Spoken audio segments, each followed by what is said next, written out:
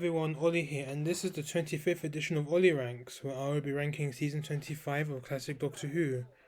So, season 25 is Sylvester McCoy's second season as the Seventh Doctor, and unbeknownst to the cast and crew prior to the production of the following season, season 25 is the penultimate season of classic Doctor Who. Not to dwell on the sad things, this is the 25th anniversary season of Doctor Who, and it feels more special than the last anniversary season because this is where things become very interesting for the Sylvester McCoy era, as the vision of the script editor Andrew Cartmel wanted for Doctor Who was really starting to take effect from the get go, and he wanted to include some mystery and bring some mystery back to the Doctor. Now, and this was he wanted to do this through something called the Cartmel Master Plan, though Cartmel didn't actually coin this himself. This was named by Whovians. So in this season, parts of his master plan appeared in subtleish bits, which involved plots where the Doctor having to address some things he did in the past, such as Time Lord artifacts that could prove very dangerous in the wrong hands, and trying to wrong these thoughts by any means necessary, even if it means manipulating those around him. And the way the Doctor manipulates is brought into the question because they were all quite devious, and characters are pretty much wondering who is the Doctor, and that is pretty much the Doctor's main storyline for season 26. And of course, glimpses of Ace's storyline in regards to her troubled upbringing and her trauma are seen a bit here, but then that becomes a more dominant storyline in season 26, as well as her chance meeting with the Doctor back in Iceworld. So Sylvester McCoy obviously returns as the Seventh Doctor, and Sophie Aldred returns as Ace, who, even though she made her debut at the very end of season 24. John Nathan Turner returns as the producer, and Andrew Cartmel, the founding father of the aptly named Cartmel Master Plan, and is also back as the script editor. So I'll be ranking all four stories of this season, and I'll be giving my reasons why. But I really do enjoy each story to their own. So I don't really think there's a worst story in this season, but obviously there has to be a last place, and in fourth place is Silver Nemesis.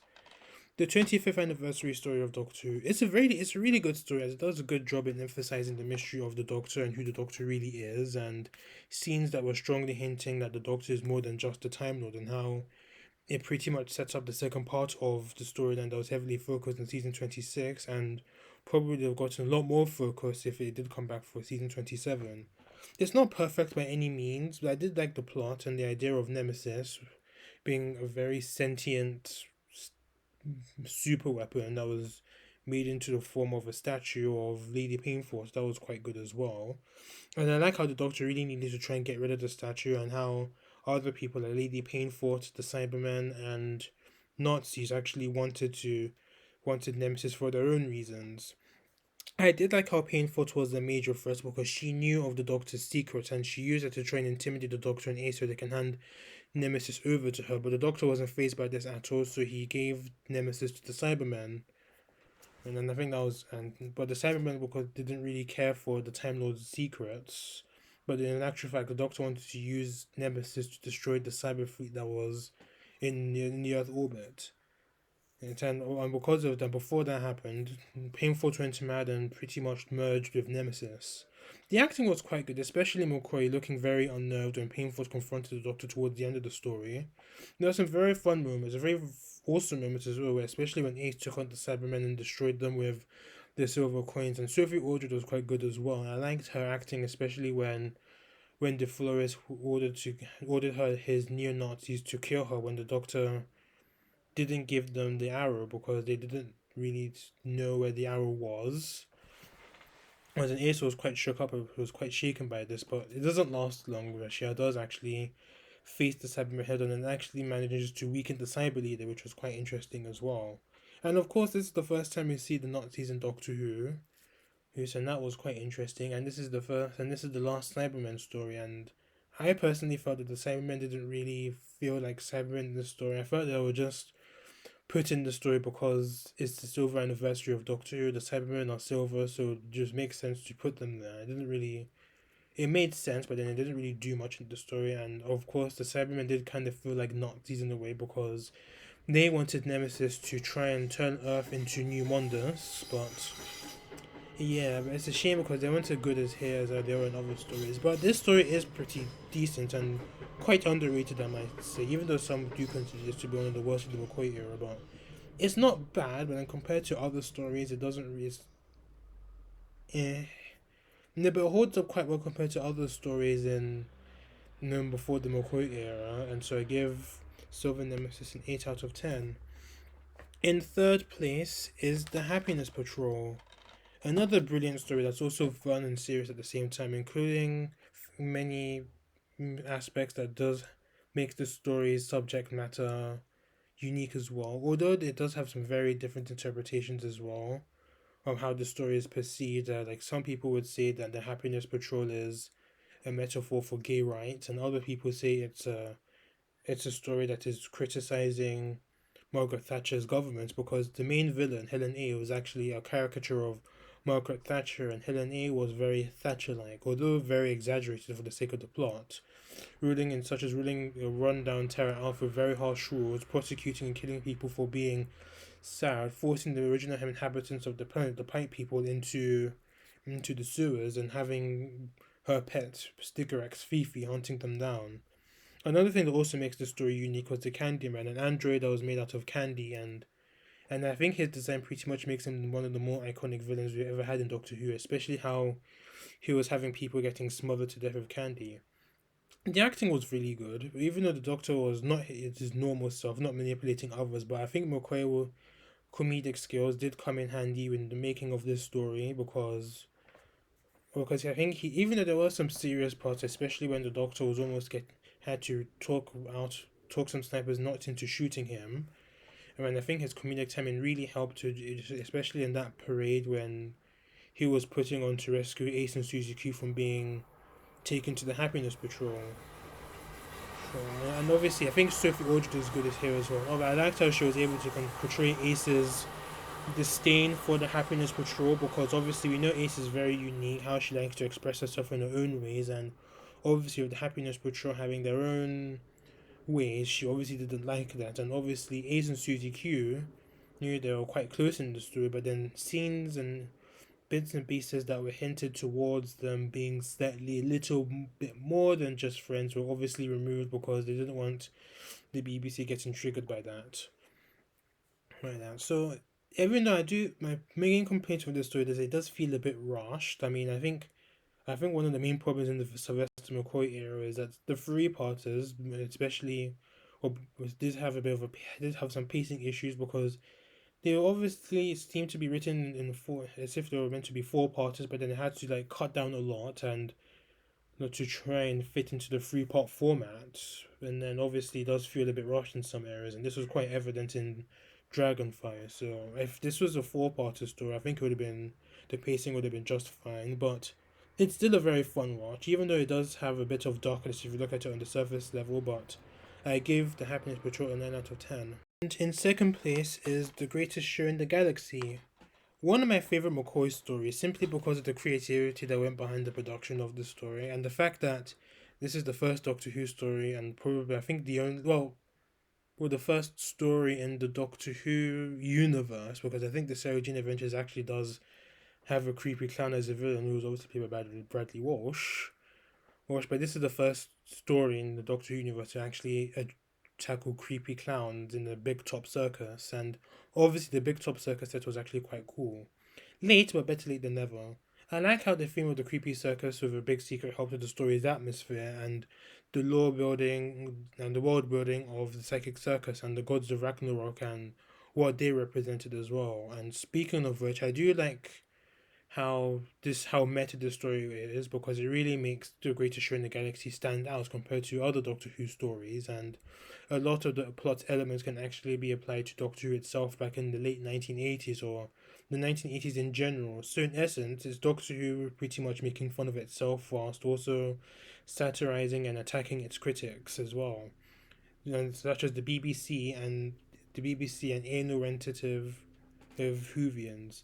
The acting was quite good, and I think the story utilizes Sylvester McCoy's comedic skills the best compared to the stories in season 24, which the comedy was overly, which I think John Nathan Turner and some of the other writers were a bit over reliant on the comedy.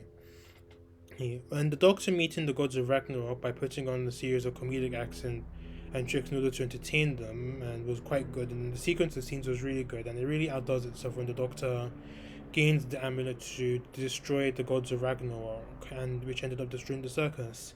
Ace was quite cool, and her having finding the crowns quite creepy does help with the story's atmosphere, and obviously it allows her to relate to other people who do find clowns quite creepy. And the side characters were good as well. I like what they represented before Doctor itself. For example, WizKid was basically an example of the arsehole Whovians in the 80s who were very much, oh, Doctor Who's shit now, and you still have some of them today, but yeah, so it just proves that Doctor Who really is the greatest show in the galaxy, in my opinion. So I give it a perfect 10.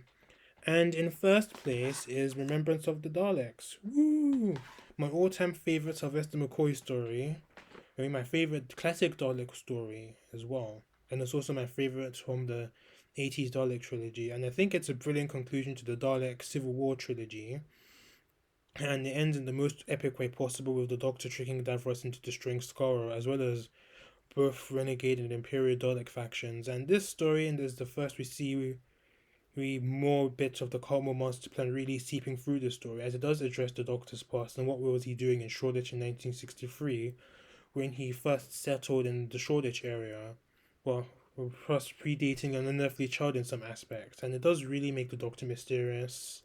Listen, it makes one wonder: is the Doctor truly a Time Lord, or is he something more? And I think there was a deleted scene where the Doctor actually says, "I'm more than just a Time Lord." Well, the Daleks were brilliant as well, and this is the first instance we actually see them fly, and that was a very iconic moment. Though we do see one hover in Revelation of the Daleks, where we see the Dalek actually flying up the stairs was actually quite cool. Plus, we do get to see Ace giving a big middle finger to the damsel in distress tropes that was pretty much applied to very much a good majority of the companions in the past by beating up some Daleks with a superpowered baseball bat, thanks to Doctor putting it inside the hand of Omega and actually using a bazooka to actually destroy the Dalek by aiming at the eyepiece, which was quite impressive as well. Aside from the moments, I do like how this story was a throwback and a revisit to Doctor Who's roots, as Remembrance is pretty much set near and in the Coal Hill School and in the Shoreditch area in November 1963, and which does make me think that Remembrance of the Daleks is better suited as an anniversary story more so than the actual anniversary stories of Nemesis. Yes, and lastly, the final act of the Doctor confronting Davros was really impressive, especially when the Imperials had actually defeated most of the Renegades and gained the hand of Omega, because this is the Doctor's plan to try and get the hand to the Imperials so he can trick Davros into firing using the hand of Omega on Scar. But Davros was thinking that was going to be used towards Earth, and the Doctor is pretty much doing this in a way by agitating Davros by insulting him, and then Davros just fell for the Doctor's plans with hook, line, and sinker. And it just goes to show how scarily cunning the Doctor is, and the point of its manipulation. But it's an awesome story, no doubt. So, Remembrance of the Daleks is another perfect 10 out of 10. So I think it's safe to say for me, season 25 is where Doctor Who finally hits the mark, and I think this is definitely the best season in a very long time, and I think it's safe to say that season 25 is actually my favourite McCoy season and my favourite season from the 80s. Andrew Cartwell really came through with his ideas for his story arc for the show, and the little tidbits that we saw in this season laid the foundation as well for the following season, and I do think it will be a blueprint for the revival as well. Now, I obviously think that some of it probably would have been used in season 27 if it did come back for that. Incredible stories, amazing in-depth characterization of the Doctor and his companion Ace, but I really must commend the chemistry between Sylvester McCoy and Sophie Aldred, which is just phenomenal, and it really aided how impactful their respective storylines were. It was just fucking fantastic, and I give season 25 an A+. So my next set of reviews will be season 26, the final season of the classic Doctor Who. As we all know, Doctor Who was unceremoniously cancelled by the BBC just as soon as the Cartmel Master Plan was really starting to take off and be let loose if the show had returned in 1990. So thanks for watching. Please let me know what you thought of season 25 in this video. Please subscribe to this channel if you haven't done so already. Until then, see you later.